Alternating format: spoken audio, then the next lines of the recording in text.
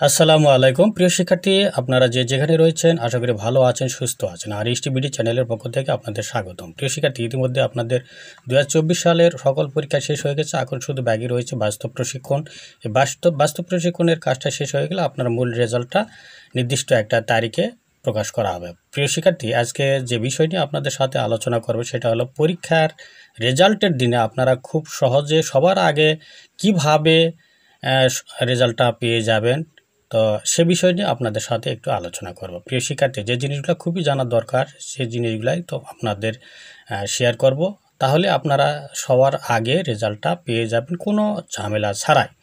তো প্রিয় শিক্ষার্থী, এটা হলো আপনাদের 2023 সালের একটা রেজাল্টের বিজ্ঞপ্তি, যেটা কারিগরি বোর্ড থেকে প্রকাশ করা হয়েছিল 2023 সালে। তো বিজ্ঞপ্তিটাতে কি থাকে, বিজ্ঞপ্তিতে দেখেন আপনারা এত দ্বারা বিজ্ঞপ্তিতে যে জিনিসগুলো দেখানো হচ্ছে যে আপনাদের 10:30টার দিকে এই যে রেজাল্টটা প্রকাশ হয় নির্দিষ্ট দিনে, যেই দিনে আপনারা রেজাল্টটা প্রকাশ করে তারিখ নির্ধারণ করা হবে।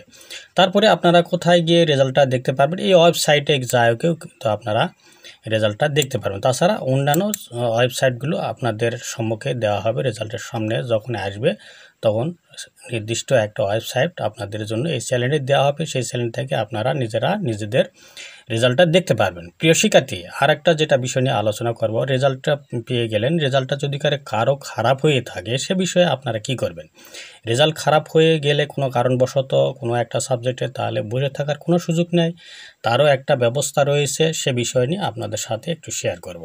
প্রিয় শিক্ষার্থী, রেজাল্ট প্রকাশের পরপরই আপনারা আপনাদের রেজাল্টটা দেখে নেবেন। রেজাল্ট দেখার পরে যদি কোনো বিষয়ে আপনাদের কোনো কারণবশত রেজাল্টটা খারাপ হয়ে যায়, স্থগিত হয়ে যায়, আপনার রেজাল্ট ভালো হওয়ার কথা কিন্তু কেন খারাপ হলো এই জিনিসগুলো যাচাই করার জন্য সঙ্গে সঙ্গে বোর্ড কর্তৃপক্ষ একটা নোটিশ জারি করে। যে নোটিশে বলা থাকে, দেখেন এখানে 2023 সালে রেজাল্টের পর রেজাল্টটা পুনর্নিরীক্ষণের একটা বিজ্ঞপ্তি ওনারা ওয়েবসাইটে প্রকাশ করেছিলেন, যে নোটিশটি আপনারা দেখতে পাচ্ছেন।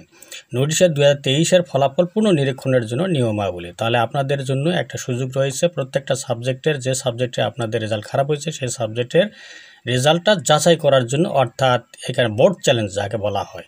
তো বোর্ড চ্যালেঞ্জ করার জন্য যে নিয়মগুলো আপনাদের জানা একান্তই দরকার, সেই জিনিসগুলো আপনাদের সাথে শেয়ার করব। এখানে টেলিটক নাম্বার থেকে, টেলিটক সিম থেকে আপনাদের এই কাজটা করতে হবে। কি করতে হবে, মেসেজ অপশানে গিয়ে আপনাদের যেটা করতে হবে RHC লিখতে হবে, তারপরে স্পেস দিতে হবে, বোর্ডের নাম লিখতে হবে 3টি অক্ষরের, তারপরে স্পেস দিতে হবে, রোল নাম্বার, তারপরে স্পেস, তারপরে যে সাবজেক্ট আপনাদের খারাপ হয়েছে সেই সাবজেক্ট কোডটা এখানে বসাতে হবে, তারপরে সেন্ড করতে হবে কত নাম্বারে, 16222। প্রিয় শিক্ষার্থী, এই নাম্বারে সেন্ড করলে আপনাদের বোর্ড চ্যালেঞ্জের কাজ শেষ হয়ে যাবে। তো এখানে ওনারা একটা উদাহরণস্বরূপ আপনাদের জন্য সুবিধার্থে দেখে দিয়েছেন, যে ধরুন আপনার রোল নাম্বার হলো এত, এই রোল নাম্বার এবং আপনি যে সাবজেক্টে সমস্যা তৈরি হয়েছে, ফেল করেছেন, সেটা হলো ধরুন পদার্থবিজ্ঞান, এই সাবজেক্টে আপনি ফেল করেছেন। তো বিষয়ে পুনর্নিরীক্ষণের জন্য আপনাকে যেটা করতে হবে সেটা মেসেজ অপশানে গিয়ে আপনাকে লিখতে হবে RSC, তারপরে TEC অর্থাৎ টেকনিক্যাল বোর্ড যেহেতু আপনাদের, অর্থাৎ TEC লিখবেন, তারপরে স্পেস দিবেন, তারপরে আপনাদের রোল নাম্বার লিখবেন, তারপরে আবার একটা স্পেস দিবেন, তারপরে যে সাবজেক্টে আপনি অর্থাৎ পদার্থবিজ্ঞান যেহেতু আপনি ফেল করেছেন অতএব এই সাবজেক্টের কোড এখানে লিখবেন, লেখার পরে স্পেস দিবেন। তারপরে আপনাদের কি করতে হবে, 16222 নম্বরে সেন্ড করতে হবে। প্রিয় শিক্ষার্থী, এই নাম্বারে সেন্ড করলে আপনাদের আবেদন করার বা বোর্ড চ্যালেঞ্জ করার কাজ শেষ হয়ে যাবে। এরপরে একটা মেসেজ আপনাদের কাছে চলে আসবে। এই মেসেজে আপনাদের যেটা করতে হবে, পিন নাম্বার প্রদান করতে হবে, অর্থাৎ কত নাম্বার থেকে আপনারা টাকাটা পেমেন্ট করবেন, অর্থাৎ পেমেন্ট করতে হবে যে টাকাটার প্রয়োজন হয় সেই টাকাটা আপনাদের এই পিন নাম্বার সহ এখানে দিতে হবে। তারপরে মেসেজ অপশানে গিয়ে RSC লিখবেন, স্পেস ইয়ার, তারপরে স্পেস কন্ট্যাক্ট নাম্বার, আপনার নাম্বারটা কন্ট্যাক্ট যেটা সেটা কোন নাম্বারে আপনি রেজাল্টটা নিতে চান সেই কন্ট্যাক্ট নাম্বার দিতে হবে, তারপরে সেন্ড করতে হবে 16222 নম্বরে। তো প্রিয় শিক্ষার্থী, এইভাবে আপনারা একাধিক সাবজেক্টের যদি হয়ে থাকে তার জন্য এখানে উল্লেখ করা, 2টির বেশি সাবজেক্ট হলে আপনাকে এইভাবে কমাদে লিখতে হবে সাবজেক্টগুলো, সাবজেক্ট কোড নাম্বার। ধরুন এখানে আপনার কোন সাবজেক্টে গেছে, ধরুন কম্পিউটার ট্রেডে গেছে আর পদার্থবিজ্ঞান গেছে, তাহলে পদার্থবিজ্ঞান কোড নাম্বার দিলেন, তারপরে ট্রেডের একটা কোড নাম্বার দিলেন, তাহলে দুটি সাবজেক্টের আপনার বোর্ড চ্যালেঞ্জ করা হয়ে গেল।